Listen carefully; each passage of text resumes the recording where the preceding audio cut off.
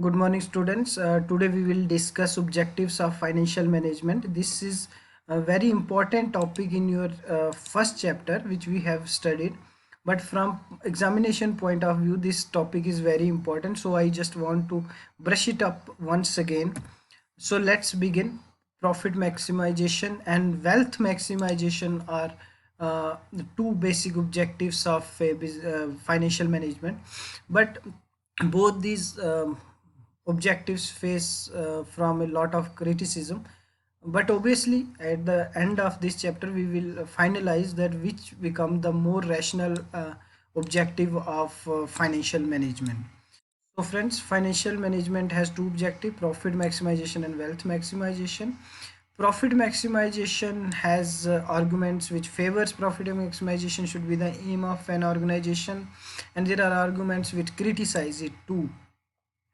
uh, these are the points which favors profit maximization is the main aim. So friends, we know profit earning is the main aim of a business enterprise. So that's why profit, it becomes the main objective of an business organization.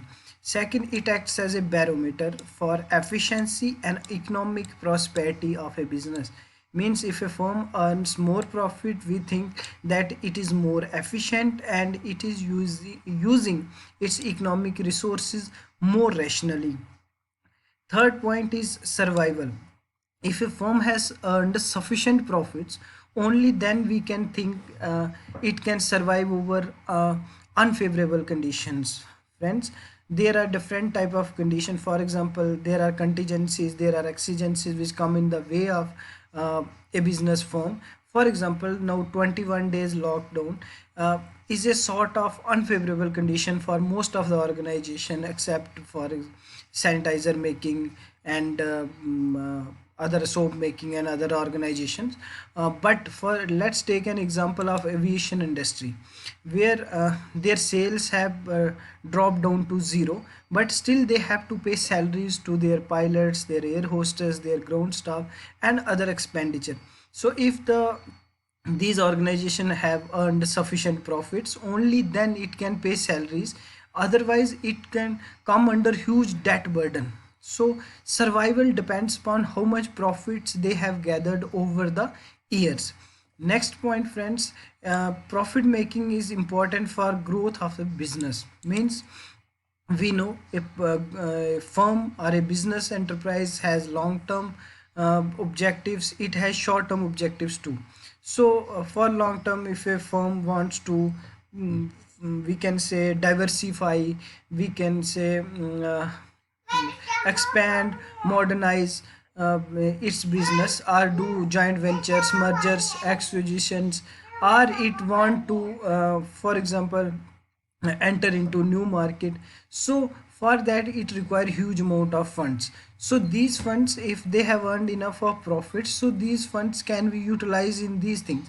But if the firms do not have earned profits, so it cannot grow, it cannot expand, it cannot diversify, it cannot modernize. Last point in this is socio-economic welfare. We know, friends, that according to RBI guidelines, 2% of profitability of an organization has to be spent on CSR, corporate social responsibility. So socio-economic welfare of a country depends upon how much profits its business firms are earning. So if a firm is earning good amount of business profits, it can spend its amount on socio-economic activities, building hospitals, building roads, building schools, etc. But these are the points which favors profit maximization should be the main aim of a business, and these are the points in favor of that. There is a criticism to it, because there are some points which says that profit maximization should not be the main aim, because first thing is it is silent about dividend policy. Profit maximization approach silent about dividend policy, which has an important implications on overall profits or overall wealth, overall value of the firm.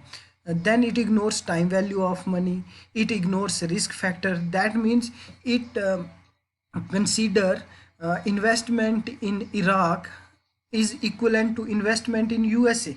So if both are giving equal profits, so it consider you can invest in Iraq or you can invest in Canada. But risk is very important in finance, because we know risk return trade-off. More risk, more return should be there.